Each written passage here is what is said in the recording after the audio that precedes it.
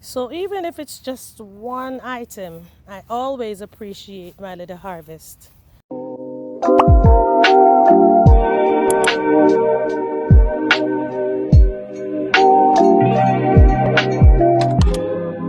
This is one of the things I really love about gardening. It is the fact that you can come outside, get fresh herbs to put in your meal. So I am gathering some green onions. And look at these green onions.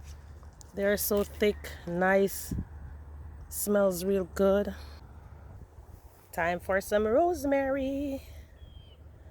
Uh, should I break it here? This one piece will do, guys, because I will be taking off the leaves to make some tea.